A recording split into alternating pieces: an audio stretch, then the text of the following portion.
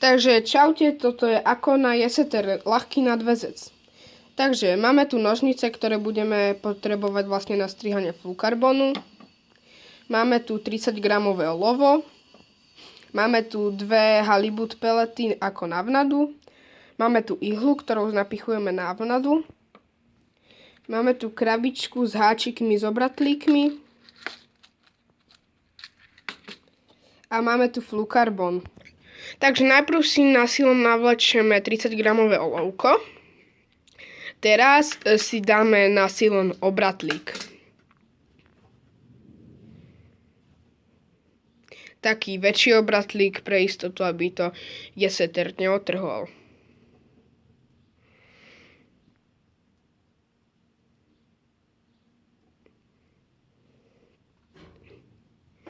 Takže takto zaviažeme si obratlík a ideme urobiť nadväzec.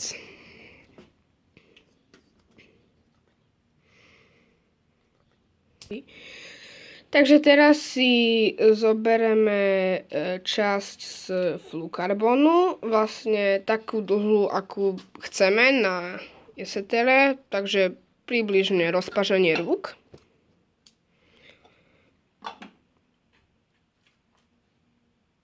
Najprv si urobíme slučku pod háčik.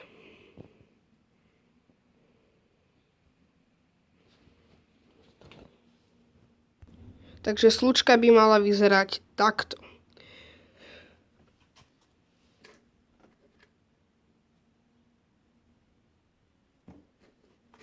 Teraz si vlastne dáme háčik.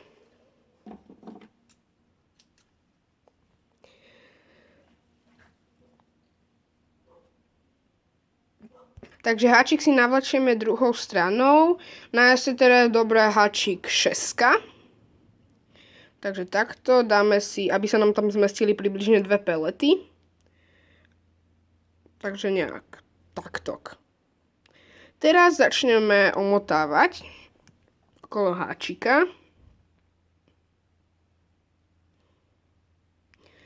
A prevlečieme cez a za chvíľku si to prevlečieme cez očko. Dobre, takže toto by sme mali.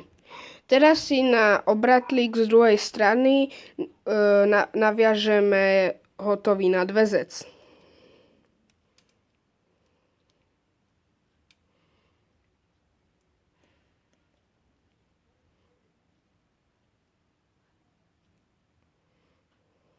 Dobre, nadväzec by sme mali. Takže na ihlu si napichneme pelety a následne hrotom ihly na slučku nasunieme pelety. Teraz si zoberieme záražku na pelety, najlepšie takej istej farby ako sú pelety. Navlečeme a pelety nasunieme pod háčik. Takže takto by mal vyzerať celý nadväzec. Najlepšie je teda na JSTR ten flukarbon, aby ho nevideli, lebo oni hneď odídu. A je lepšie potom aj tie pelety vlastne naboosterovať. OK, tak toto by bolo na dneska všetko. Čaute!